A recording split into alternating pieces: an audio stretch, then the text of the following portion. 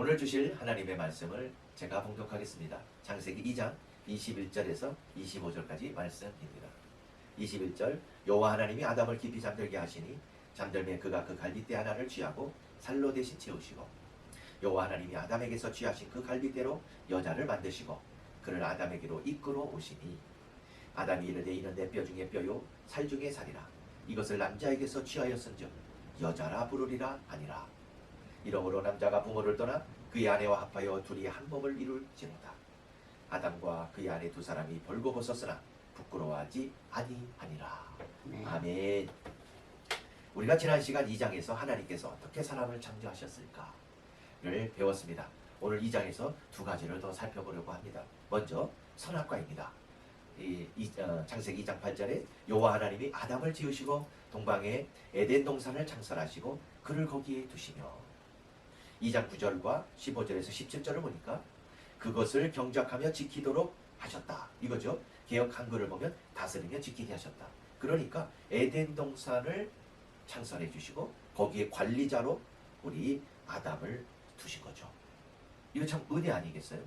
그 엄청난 에덴 동산의 그 낙원을 관리자로 삼아 주셨지 말이죠. 에덴은 그야말로 최고의 낙원이었습니다. 그것이 어떤 것이었을까 궁금하기도 하고 참 그렇지 않습니까? 한 가지 그런데 그 낙원에서 아담이 다스리고 자유롭게 지내고 할 수 있었지만 아담에게 꼭 한 가지 지켜야 될 것이 있었습니다. 그게 뭘까요? 하나님께서 꼭 지키라고 말씀하셨어요.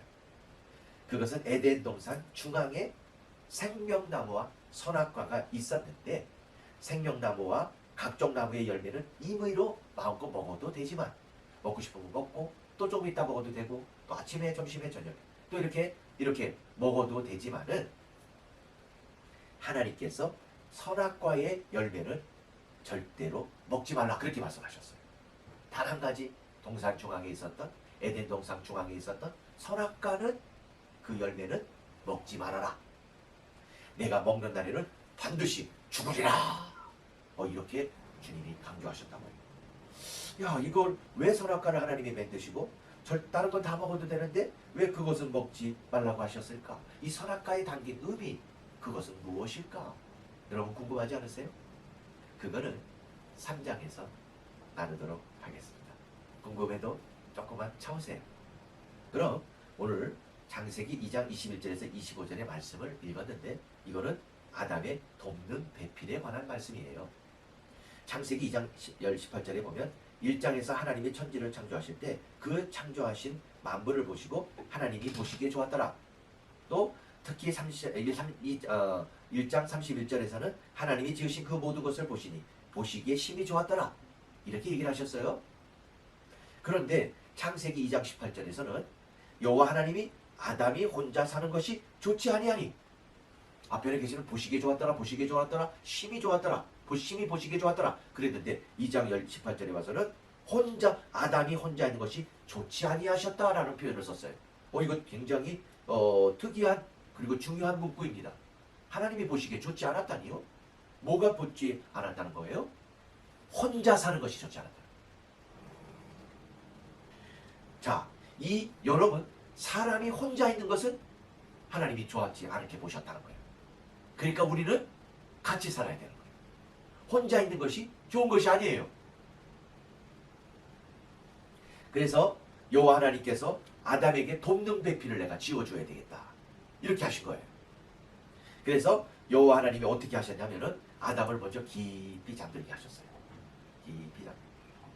그리고는 그의 갈빗대를 취하셨어요. 그리고 다시 거기를 살로 채우셨어요. 그리고 그 갈빗대로 여러분 여자를 만들으셨어요.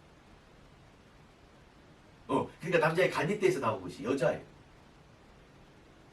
그리고 그 여자를 잘 빚으시고 만드신 다음에 아담에게 이끌어 오셨어요.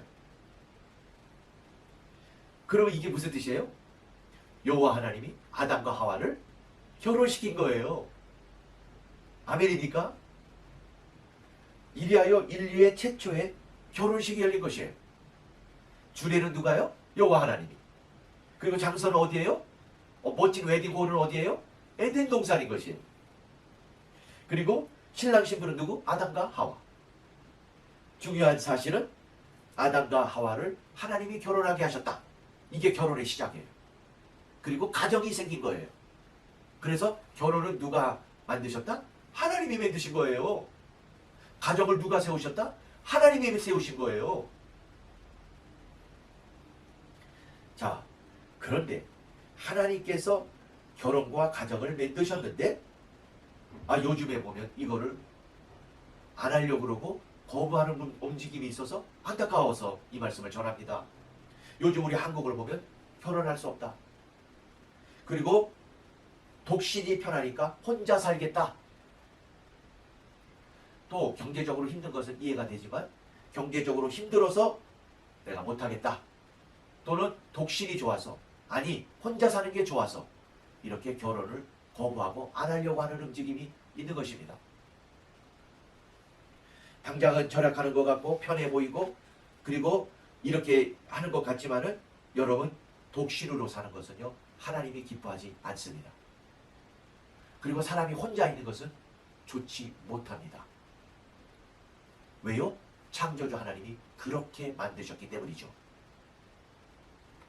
사람과 더불어 살지를 못하면은요 편한 것 같고 좋은 것 같지만요 삶이 쪼그라듭니다. 육적으로 오히려 피폐해지고 정신병과 불안과 우울과 고독 그리고 각종 질병에 시달린다는 것입니다. 여러분 독신을 고집하면서 사는 거 좋아 보입니까? 높은 빌딩에 이 오피스텔에 물론 이유가 있어서 그렇게 사는 건 괜찮지만 혼자 살고 싶어서 문을 탁 닫고 혼자 사는 거 여러분 좋은 거 아닙니다. 여러분 우리 코로나 경험했잖아요. 마스크로 사람 만나는 게 두렵고 사람을 만날 수 없어 꽁꽁 묶여 사니 좋았습니까 여러분?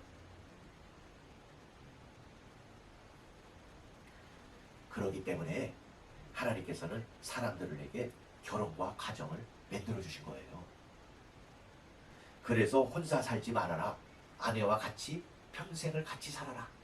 둘이 오손도손 물론 부부싸움도 하지만 갈로불배기 그러면서 오손도손 부부끼리 살아가고 그래서 남녀가 사랑해서 아기가 나오고 아기도 많이 낳고 그래서 생육하고 번성해서 살아가면서 이 세상을 다스리며 살아라.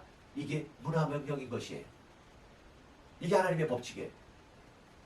그래서 형제 자매들은 반드시 인생을 같이 살아갈 돕는 배필 이게 필요한 것이에요. 아니 더 나아가서 우리 사람들은 혼자 못해요. 옆에서 도와줘야 되고 같이 더불어 살아가야 되는 것이에요. 이것이 하나님이 세상을 만드신 법칙이랍니다. 그런데 격리시키려고 그러고 따로 하려고 그러고 혼자 하려고 그러는 것은 하나님의 창조의 질서에 어긋나는 것이랍니다. 자, 우리가 여기서 배워야 될 교훈은요. 결혼을 통한 연합을 배우셔야 돼요. 자, 형제 자매들은요. 오직 결혼을 통해서만 연합할 수 있는 거예요. 결혼을 통해서만. 인조이를 위해서 남녀가 결합할 수는 없는 것이죠. 하나님이 딱 허락하셨는데 남녀 간의 연합은 결혼을 통해서만이다. 그런데 요즘에 차별금지법 등으로 결혼의 성경적 정의를 부정하려는 시도가 많습니다. 그리고 가정을 흔들려는 법일 것입니다. 부모 자식 간을 연합을 막으려고 그러고 가정을 무너뜨리려고 하는 것이죠. 여러분 이 창세기에서 배운 것 중에 중요한 이 기원 결혼이고 가정인 것이에요. 하나님이 세우신 가정을 우리는 굳게 지켜야 합니다. 하나님이 짝지어준 형제자매의 연합으로 결혼을 하고 그로 말미암아 가정이 하나님을 예배하고 하나님을 왕으로 섬기면서 그리고 서로 살아가면서 또 생육하고 번성하면서 세상을 다스리면서 살아가라. 결혼과 가정이 베이스면 그게 기초라는 것이에요. 예수님이 주인이신 가정, 행복한 가정은 무엇보다도 중요합니다. 이런 가정들이 모인 공동체가 교회예요. 여러분 교회를 이렇게 딱 하는데 교회의 최소 먼저 기본적인 구성 단위가 뭔지 아세요? 가정이에요. 가정이 곧 교회고 교회가 곧 가정인 것이에요. 분리할 수가 없습니다. 그래서 가정이 바로 서서야 교회가 건강해지고 교회가 가정이 모였잖아요. 하나님을 중인으로 섬기면서 모이잖아요. 그래서 그 가정이, 그 교회가 바로 서면 사회가 바로 서고 국가가 바로 서는 것이에요. 이 얼마나 귀중하고 아름다운 가정입니까? 여러분, 가정이 아름답게 엄마 아빠가 계시고 아내들이, 자녀들이 있고 행복하게 사는 거 얼마나 보기 좋아요. 이것이 하나님 나라와 교회의 확장을 위한 길인데 사탄 마귀가 이것을 그냥 두겠냐고요. 이것을 흔들려고 결혼과 가정을 부인하도록 요즘에 사탄이 유혹하는 거예요. 그래서 여러분, 우리 요즘에 한국이 몸살을 앓는 것이 있습니다. 정말 1번으로 최우선에 둬야 될 것이 있습니다. 그것은 저출산을 해결해야 되는 것입니다. 아예 결혼을 못하게 만드는 거예요, 사탄이. 혼자 살아, 돈 벌 수 있잖아. 여자 남자 다 돈을 벌 수 있어요. 그래서 좋은 차, 그냥 오피스텔, 그리고 애기 나면 귀찮아. 애기 때문에 내 인생을 드려야 돼? 아, 나 너무 싫은 거야. 이 세상 이런 법이 어디 있습니까? 그리고 내가 같이 부부와 살면 내 돈을 같이 나 쉐어링 해야 돼. 아, 나 그거 너무 싫어. 이래갖고 결혼을 못하게 이기적으로 사탄이 만드는 것입니다. 혼자 살도록 하는 것입니다. 그리고 결혼을 한다 해도 애기를 낳지 말고 살자. 여러분, 그래서 한국이 점점점 디클라인 되는 거 아십니까? 초등학교가 없어집니다. 중학교가 없어집니다. 고등학교 없어집니다. 나중에 노인들만 사는 세상. 그럼 이 나라는 어떻게 되는 것입니까? 여러분, 창세기에서 오늘 배울 것은 이것은 사탄의 유혹이요, 사탄의 시험거리인 것입니다. 우리는 죄 많은 인생이기 때문에 예수 그리스도께서 우리를 구원해 주셨습니다. 예수님을 믿어야 우리는 죄가 용서받고 구원을 받는 것입니다. 그 안에서 우리는 형제 자매가 장성해서 결혼을 해야 합니다. 여러분, 옛날 어른들이 말씀했습니다. 자기가 먹을 것을 가지고 태어난다. 사랑하는 여러분, 하나님의 법칙에 순종하면 먹고 살 거 주십니다. 그리고 부부가 연합하면 더 잘 살게 됩니다. 그리고 그렇게 해서 애를 많이 낳으셔서 아이들을 하나님의 말씀으로 성경 안에서 키우는 것입니다. 그러면 그 아들이 잘 돼서 그 가정이 부흥하고 교회가 부흥하고 가정과 나라가 부흥해서 결국 우리나라가 잘 되고 문화명령, 세상을 정복하고 다스리는 것입니다. 영적으로, 육적으로, 경제적으로 세상에 복음을 전하며 선도하게 되는 것입니다. 여러분, 이것이 어디서 옵니까? 결혼과 가정이 건강할 때 이루어지는 것입니다. 사랑하는 여러분, 오늘 우리 귀한 말씀을 우리가 배우게 되었습니다. 우리 하나님이 다 보시기에 좋았는데 혼자 있는 것이 좋지 않아 보이셨다. 그래서 내가 동등배필을 만들어 주시겠다 해 주셨습니다. 우리는 이 말씀을 순종하면서 결혼과 가정을 아름답게 이뤄가는, 그래서 문화명령을 이뤄가는 우리들이 되기를 축복합니다. 더 나아가서 우리는 신부된 교회, 우리가 교회죠. 우리는 예수님을 기다리는 신부, 우리의 영원한 신랑 누구? 예수 그리스도. 그분이 다시 오십니다.